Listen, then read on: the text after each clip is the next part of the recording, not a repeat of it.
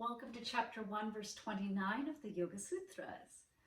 So, if you practice mantra, this repetition of the mantra, then you remove the obstructions to your luminosity, to that divine light that is within you, to that is most beautiful, shiny, bright within you. It's like dust on a mirror. And that dust can get on a mirror, and if you look at your image in the mirror, you look distorted. And so mantra and repeating allows you then to clean the dust off the mirror. And then when you look at yourself, you can see yourself really clearly, as sparkly and radiant and beautiful as you are. No distortion. And so that's the practice.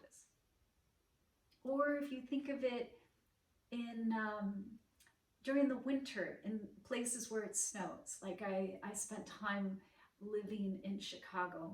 I had a yoga studio there for 10 years. And during the winter, the lights, the headlights on the cars, they'd be really bright at first, but then all the salt and the grime and winter goes on, the headlamps would not get dimmer because the light inside is dimmer. The light is the light. But on the outside, you just wouldn't shine out very far. Beginning of winter, shines out far. Fantastic.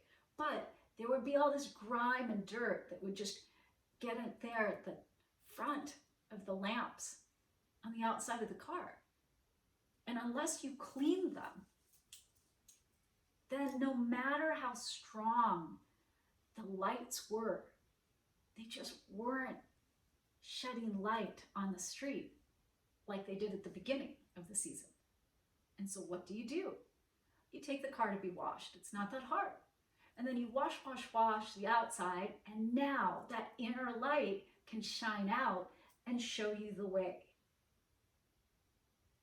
And you can be seen as you're driving your car by the other cars around you. And you can see them. And so it's the same thing. It's the same thing. When we are filled with dust, grime, all the stuff that's obstructing us, then it's not that the light within you is dim. It's just that there's all this stuff built up and people can't see you. They can't see your radiance. They can't see your light. And then if you're in a family of origin where everybody is shady and dark, then you can't see each other's light. And if you're living in a community that way, if you're living in a country that is the case, then think about the implications. And what would happen if the whole world just didn't do the work of sharing and letting their light be seen,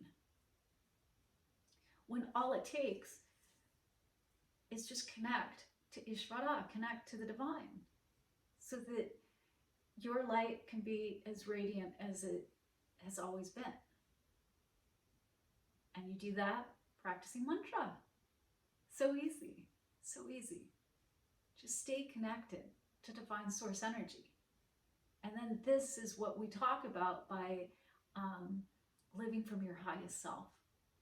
Your highest self is just your shiniest, most luminous self. And this is the practice. Nothing more, nothing less. Just be as radiant and beautiful as you really are. May you love yourself.